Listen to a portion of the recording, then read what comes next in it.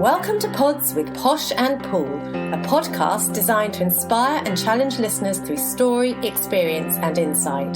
To face adversity, learn from suffering and discover how to embrace life with a heart filled with love and gratitude. We are so thrilled to have you journey with us and can't wait to share your stories. Join Sue O'Callaghan and Joanne Webb as we disrupt the theory that everyone has perfect lives. Hi and welcome to this juicy and very delicious episode. Today we're excited to have with us a feminine mentor who mainly works with women over 40 who are wanting more intimacy in their lives, whether they're already in a relationship or wanting to be. She teaches the art of feminine presence and embodiment practice which helps a woman to reawaken and reconnect with her feminine and sensual essence, energy and presence. She's also a dating preparation coach, enabling women to move confidently into the dating scene to attract a quality partner into their life following divorce, illness or other stressful episodes.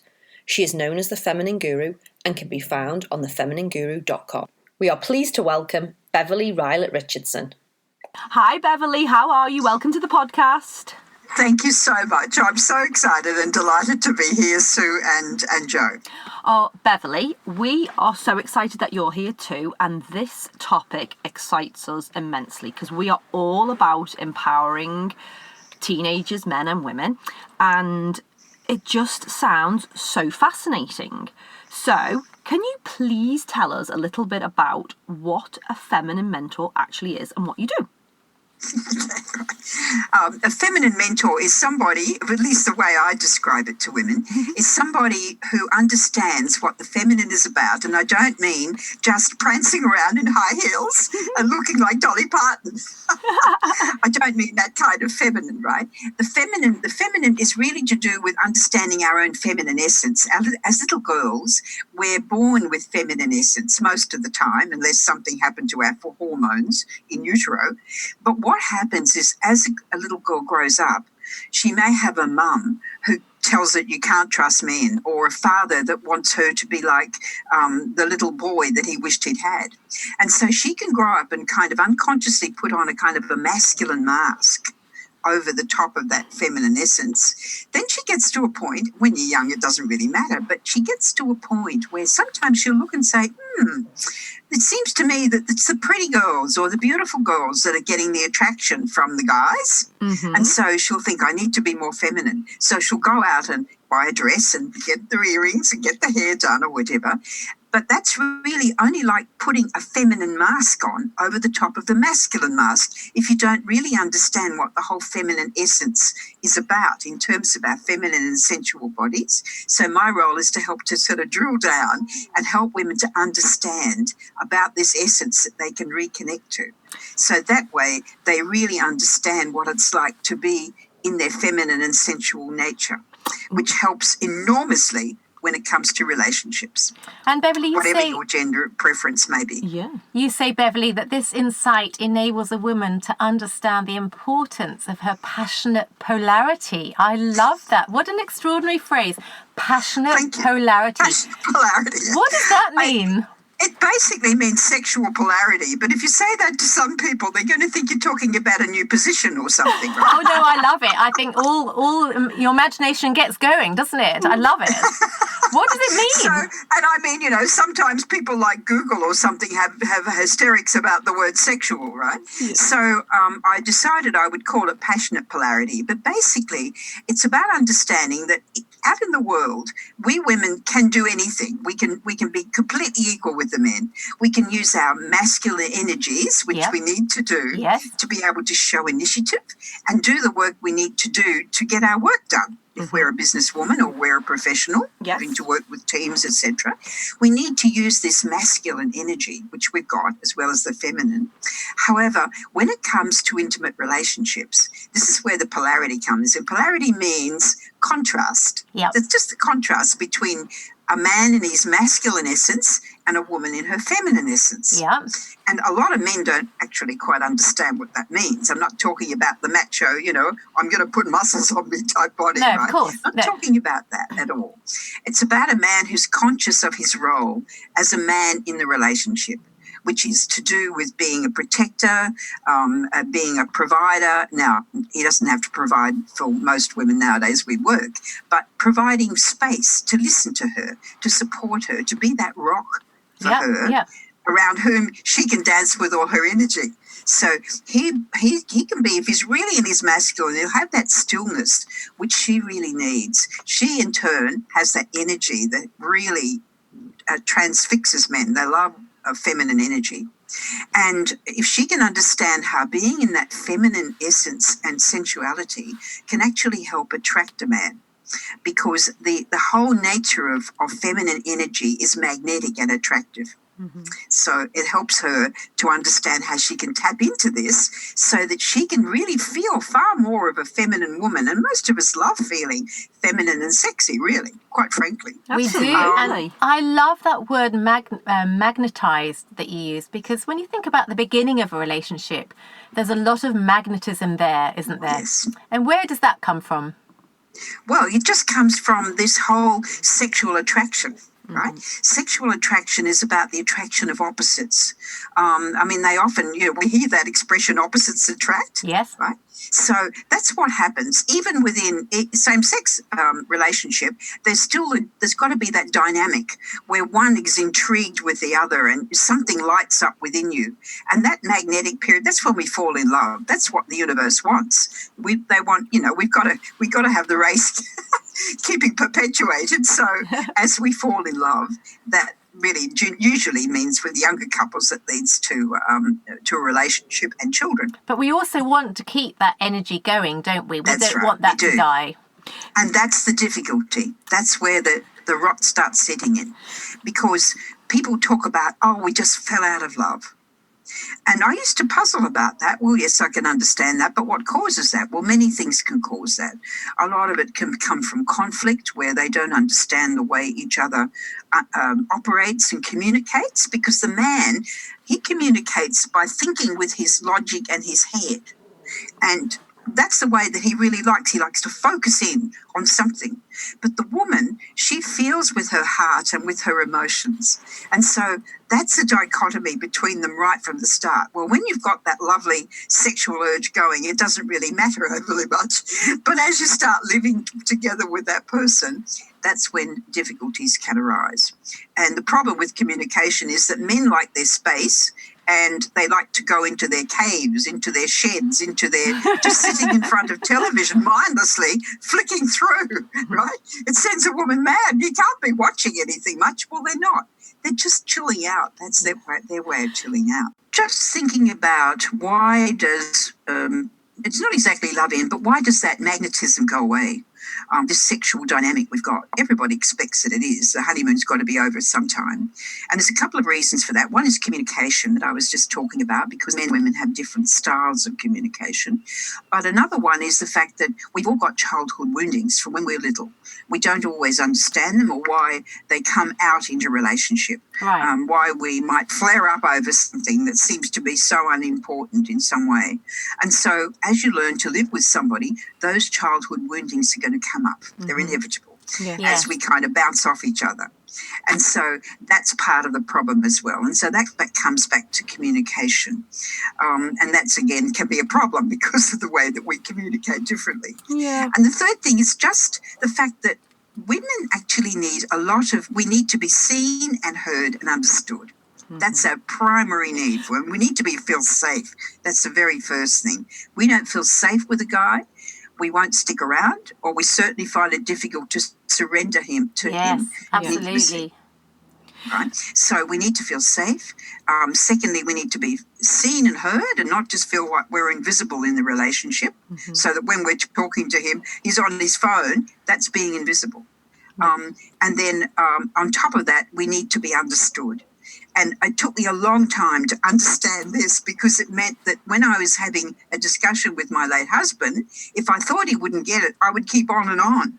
And he would just think I was nagging or doing something. And I didn't understand it was because I didn't really feel like he understood what I was trying to say. So I just kept at it until he did. Yeah. And so that's another trait that women tend to do. Mm-hmm. So all those things, the men need to give us this loving attention. Because if we don't have that, we don't thrive. And part of that is also for them to step up into their masculine part, which is to draw things out of us. If we're upset about something, he might sense that and say, you know, what's wrong? Well, of course, a lot of women will just toss their head and say, nothing. To be honest, that's where it comes back to communication. Every other woman knows that means there's something wrong. Yeah, absolutely. But if he takes it literally, oh, well, that's okay, dear, and he goes in and watches television, and she thinks he doesn't care because his role is to tease it out of her because she doesn't always find it easy to talk about it. So there's different things men can do, and another one they can do is take her out on a regular date night. I love that. I love date nights. Well, it's really important as well, isn't it? Especially in this modern world where we're all so busy doing other things. And so to have that actual quality time together is so important, isn't it? And it's the focused time probably where you can have conversation, isn't it? That you can't have when you're at home.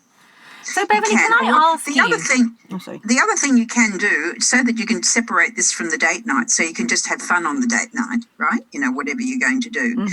The other thing you can do is on a regular basis have a little time where, you know, it's sacrosanct that once a week, once a fortnight, once a month, you set aside Tuesday night at 8 o'clock or whatever it is, and that's the time where you sit down and look at just opposite each other and say, okay, what have we been sweeping under the carpet? What do we need to look at? What's the elephant in the room? I love that tip. Yeah. That is amazing because there's so much time that goes by where you have like a little thing in your head and you think, I want to say that, but maybe I'm being too petty or... That's right. But then that grows... Or the timing might be right. Like, you know, he might say something to you as you're both going out the door and it infuriates you, but you can't stop and talk about it then. Yeah, it's such a good idea just to make a diary date, just to talk about these little things because you're right, if you get them early, they're not going to grow into these big things, are they? They're not going to be. And I got this tip from the woman who trained me, Rachel Jane Groover, who developed this art of feminine presence. She and her husband, they work together. So you can imagine it's not easy when you actually live with and work with the same person all the time. Yeah. And so they called it the State of the Union because they live in the US. They just call their sessions that they have however often they have them, they call it State of the Union of their marriage. Beverley, I am absolutely fascinated by the information you're bringing to the table, really excited by what you're teaching us. Can you tell us when you initiated all this wonderful journey that you're on right now? Is it something that you've been playing out through life? Tell us, were you married? No. Are you married? Not at all, Sue. What's your story? I left home at 20 because at a time when all the other women around me, girls my age, were all getting engaged and getting married by the age of 23, right? If you hadn't been married by 23, you're on the shelf. That's the expression. Yep. Yes. And so, Madam here, I was always a little bit different. I wanted to go out and prove myself as a single before I married, even though I had a boyfriend that wanted to marry me, right? So I left home at 20 and I left Brisbane and went down to Sydney and I worked with the Anglican Church in their admin, in a welfare agency, and their admin. And from that, I thought, I reckon I could do this work. So I ended up being trained for 2 years and working for 5 years with the Anglican Church, and I wasn't allowed to get married in that time because they paid for my training. So I really wasn't that interested in meeting somebody initially until I was about 30. And then by that stage, all the nice guys seemed to have gone or they had become gay. And you were on the shelf. I was on the shelf, right? So that's why it took me a while to actually get to meet my husband. I met him when I went overseas to the UK to do some training when I was about 32 and to do some training in human relations. And he was doing the same course. So, you know, we joked we humanly related. So we married and came back to Sydney. But and that's where I was going to work with the Anglican Church in Sydney, again, pick up my license and get back to work with the work I had been doing. But unfortunately, they're very conservative in that city. And they told me that I couldn't get a license because I'd married a divorcee. Mm-hmm. So that was the first shock of my life. That here I was, a woman who'd done all this training and all this work, previous experience, and I felt like a dirty rag being thrown away. It was dreadful. The first challenge I'd ever really had in my life. And I had to learn from that experience, not be bitter, to be able to forgive and move on. Nice. So, I like that. So you arrived back in Sydney. you weren't allowed to join the church because you were married to a divorcee.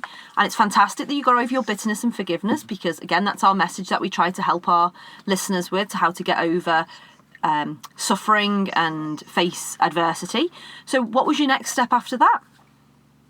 Right. The next step after that was that my husband and I decided I went to work with the Lighting Church instead, and we decided we would start a charity for people in helping professions that were suffering from stress and burnout. So that's what we did. We just, gathered some people around us, and we eventually got a non-profit status, which was lovely. And we held webinars, and we established something called Stress Line, which we got a government grant for. So that's what we poured our love into in terms of our relationship. But then moving on, I was with him. We were married for 30 years. And when my dad died, we came back up to Brisbane to look after Mum, keep an eye on her. And all through all of this, he was 20 years older than the girls. Oh. And so sexuality and sensuality wasn't ever a really important thing. He's my soulmate, and we kind of did things together, and it was just wonderful. I completely fell in love with the man. But the sexuality thing wasn't a really big part of our relationship at all. So it meant that when he went to God, here I was at 66, and I had no idea what to do with the rest of my life. I felt like anybody does. I mean, if viewers have ever felt that gut-wrenching, heart-aching sense of loss, you will understand what I'm talking about. Yeah. Right? The loss of a loved one, which could be a partner, it might be a parent, it might be a child, it could be a beloved pet that was your child substitute. And so I didn't know how to deal with this, because I expected I would be like most widows that have ended up either sick within 2 years or depressed. Wow. And I thought, there's got to be another option. Yeah. I don't like those two. There's got to be a third. I love that. And so before he died, I fortunately managed to find a book called When Everything Changes, Change Everything. Gosh. And so that was about cooperating with change, not resisting it, because most of us resist change. It shouldn't be like this, right? Absolutely. It's not fair, right? Mm-hmm. He shouldn't have gone, whatever. We blame people. So if you can accept, that's my very first, what I call an energy point. Like it, in I all love of this, it. Yeah. Is if you can accept what is. And it took me years to learn to understand that. Oh, no, you don't accept what is. You've got to fight it. You've got to bring change. You have to sometimes accept what is first, so that you're not putting all your energy into the resistance. If you can accept it, then you can start moving on, going through. I just entered voluntarily my cocoon of grief. That's what I called it. Yeah. And felt like a caterpillar being all mashed up inside. I cried. I got help from friends. My niece invited me over, would you believe, to the heart of the French countryside to stay with her for 3 months to be a sanctuary, because that's where she lived. So I did all that. And then finally I went to England for 6 months, and that was where I was determined to find something to do with the rest of my life. And I didn't quite know what it was going to be. And I had reconnected with life again, because I had surrendered to the grieving process and done it voluntarily. I had my turnaround 7 months and 1 week after he died. That's extraordinary. I went to a New Year's Eve party. I was able to do that. Wow. And I felt something had lifted off my shoulders. I went to a New Year's Eve party. I got up and I danced. I hadn't danced for 30 years. Oh, that's so and lovely. After half an hour, I felt a bit awkward to begin with. But after half an hour, I'm grooving away thinking, oh, my God, I'm feeling joy. I hadn't felt that kind of joy in years, because he'd been frail age and I'd been nursing him, keeping him out of a nursing home, right? And I was exhausted. So that kind of joy, it was so real that every day after that, I just got up and danced every day. Oh. And I had people saying to me, what are you on? If you could bottle it, you'd make a fortune. And it was just like as though life was literally inside of me dancing, because I felt so much joy and energy. It was extraordinary. And so with that background, here I am. I still didn't know what I was going to do. And so I found myself at a heart intelligence retreat in Herefordshire. It was an experiential thing. And I thought, well, I'm not quite sure. I just want to work with widows. That was my plan. I thought I'd work with widows. But the universe had something far more juicy and joy-giving in store for me, which I didn't know at the time, because this woman got up and she said, I'm in grief because my partner has become impotent. And she got up and started to do this more sort of sensual dance. And it was moving.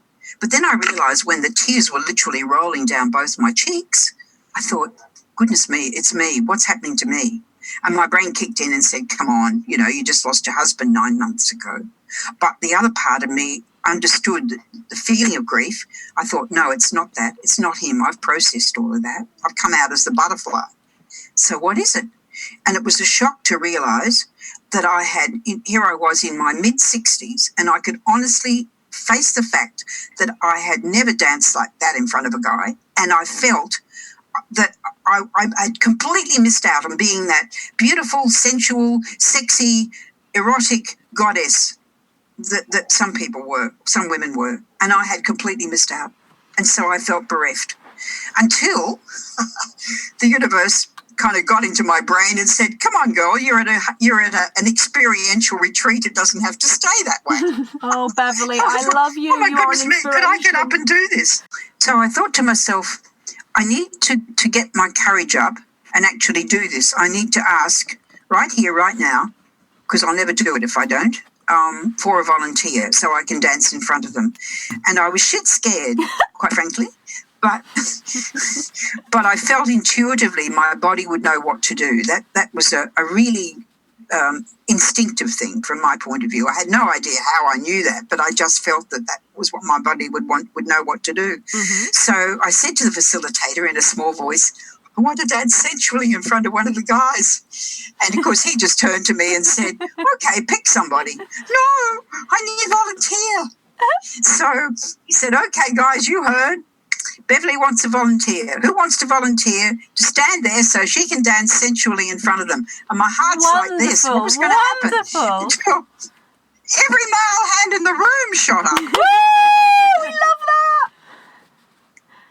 And for the first time in my life, I thought, oh, my God, I've still got pulling power. Love it, love it, love it. It never occurred to me before, ever. So I thought, okay, they all volunteered, so I got them all up. And I thought I would just dance in front of each one of them. And so they put on the music, and we put the women around to give me a bit of moral support around the men, surrounding them. And the music came on, and I just did what kind of came naturally to this music. Just twirling and flirting like mad and just dancing in front of each man. Because I'd said to them, I want you to stand stock still and engage me with your eyes when I'm dancing there, because I'm dancing for you. Oh. So that's what I did. And something inside me, when it was all over, something inside me just was freed. It just kind of like I woke up somehow, and I felt freer than I'd had in years. And the first thing was the women said, oh, my God, we don't lose our libido when we age. How fantastic. I love it. So then I had to sit back and say, what's happened to me? What have I done, right? But there was, I hadn't shared this previously in this interview, but way back, which was part of going out to that New Year's Eve party where I got up and danced, I've been listening online to a retreat with Neale Donald Walsh, who is the spiritual author of a book called Conversations with God. And it was about an hour before it finished, and I've been listening to it for 3 days, and I've been angsting about what to do with the rest of my life. And suddenly these words flashed into my head at the time, and it was, the medium is the message. Now, I knew those words because they come from way back in the 1970s from a media guru called Marshall McLuhan. And so I thought, why did I suddenly think those words, the medium is the message? And this was my very first aha moment. I thought, oh, my God, I'm going to be the medium that's the message.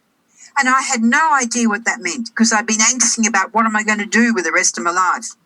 And so it was so powerful, that feeling that I was going to be the medium that was the message, that I thought, well, I haven't got to worry about what I'm going to do because it's going to have to be shown to me. It was so strong. Mm-hmm. And so I was like a burden lifted, and that's how I was able to go out and start dancing again. So when all this happened to me at the retreat, again, kind of insight, oh, wow, this must be what I'm meant to do. Right, so that's why I said it was really more joyful and juicy than actually just working with widows. And so in about a month, I'd found a course that I could do on the art of feminine presence. and started doing the training with Rachel J. Groover, and became a teacher of these embodiment practices which help connect a woman to her feminine and sensual essence inside. So that's part of the second energy point that I want to put across to our viewers is you can reinvent yourself. After you've been through loss, and that could be the loss of a loved one, it might be divorce, loss of a marriage, it might be the loss of a job or a profession, whatever it is, once you've gone through the emotions of accepting what's happened to you, then you can actually come out the other side and reinvent yourself. But part of that is to know, this is really part of my philosophy and belief, that the universe has your back. Now, if you don't believe in the universe, you believe in God, that's fantastic, because I've come from a Christian background. And to me, the way I put it now is I don't care what faith anybody is or no faith. If you can believe that the universe has your back, or alternatively, that love is at the heart of the universe and you are loved, then that means that you're going to be able to trust that outside force to do something to help you. It's not just all up to you anymore. Right, Beverley, thank you so much for your lovely honesty. Thank you so much for your lovely story. It's so inspiring, and I'm sure it's inspiring not just to Sue and I, but to listeners of all ages. And I know you work with just the over 40s, but trust me, especially with the people we see and friends and our clients, this message needs to go viral, not just for over 40s. Even our teenagers need to hear this message, I believe. But can we just go back to the very beginning when you were talking to us about finding your feminine essence? Because that, to us, resonated so loudly. And in this day and age where we live, where everything is so busy, we live in our masculine energy quite a lot. You know, we are running busy households, we are paying bills, we have got high-powered jobs, we have got children demanding our attention left, right and centre. Our husband no longer may well be the breadwinner. How can we find our feminine essence? Can you give us some little tips how to get there? Of course, dear. I'm delighted to, right? One of the main things is to become aware of when we're in our masculine energy, of all that running around and like chooks with his head cut off, etc., and slow down. For a walk on grass with your shoes off can help to ground you. Gorgeous.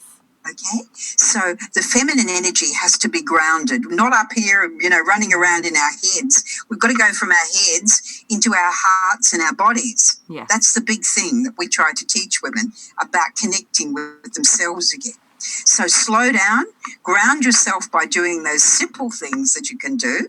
And the other little trick we have is to what we call understand your power center. And your power center, you can find it if you put your thumbs on your belly button and just put your hands in a heart shape below. Oh. And if you do that, you'll see that is on your, what men call the Dantian space, from which they do their martial arts. But we call it, for women, because it's where our uterus is, we call it our womb space. Oh. So if you're standing tall, you're feeling that sense of being grounded, right? That's it, Joe. You're feeling that sense of being grounded with your legs kind of, really on the earth, feeling the weight in your legs and your feet, and then take your attention from here, see if you can almost place it inside your body. I know it sounds weird, but it stops all that looping around in your head and gets you into this space of connection with your body. I love that. Once you've got that, you can drop your hands when you feel like you've got that connection. It's more towards the back of your body. It's a very restful place.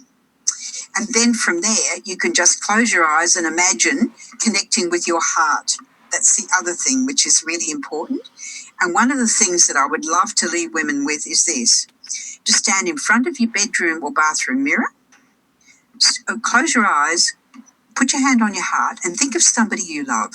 Somebody really special and important to you, and how grateful you are that they're in your life. And once you've done that and just feel that love that you have for them and how blessed you are, then when you feel ready, open your eyes, because imagine that person if they were going to be standing right in front of you. How would you be looking at them? You'd be looking at them with eyes of love and joy and trust and everything else. When you open your eyes, you look straight ahead, and you will see yourself looking back at yourself with those eyes. And you can talk to that woman and have a conversation with her.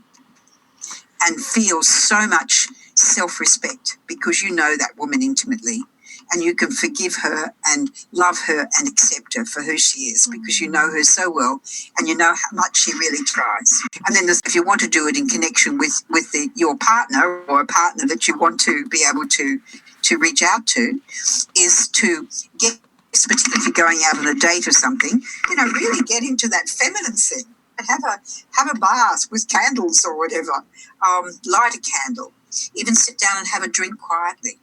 But getting to that more slow rhythm and just feeling more like that beautiful, sensual, sexy woman. And this is going to help light him up because men crave the feminine and sensual in a woman and they don't see it all that much, right? So that's the important thing for us to remember. And when he does take you out on a date, don't try and talk intellectually with him. Be a bit more flirtatious and be yourself. Be natural. Lovely advice. I heard something this morning, which I thought was funny. It says, just be yourself. Everybody else has to adjust. Yes, absolutely.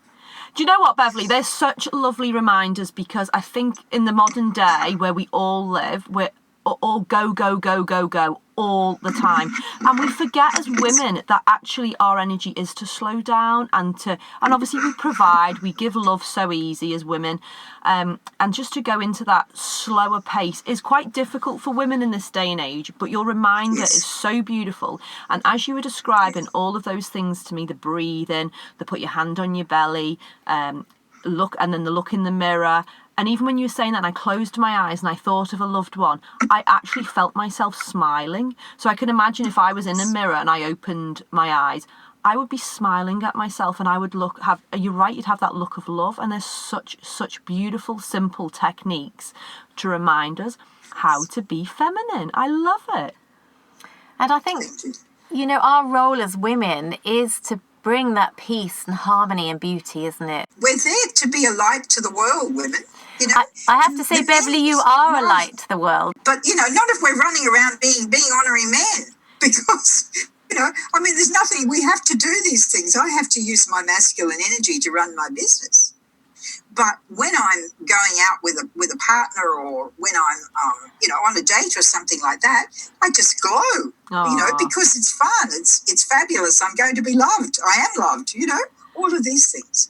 So it's a matter of appreciating the smaller things in life, if you like, but they are so important. They are really important, and thanks for that lovely reminder.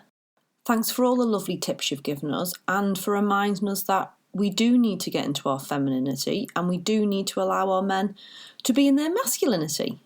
And Beverley, thank you so much for coming on the show with your wisdom, your love and just such deep compassion. Yeah, and your honesty has just been so breathtaking and so lovely that it's just been a pleasure to share it with you. And for our listeners, you can find Beverley at thefeminineguru.com. She also has a Facebook page, The Feminine Guru. And her courses can be found on her website. So check Beverley out. And thank you, Beverley. It has been an absolute delight. Good luck with the course, and we look forward to hearing about your successes in the future. Thanks so much for being with us today. For us to inspire others to live their magnificently imperfect life, please subscribe and leave us a 5-star review on iTunes or on your podcast app. You can also follow us on Instagram and Facebook at Pods with Posh and Pool. We can't wait for you to join us on our next episode. Love, light and peace.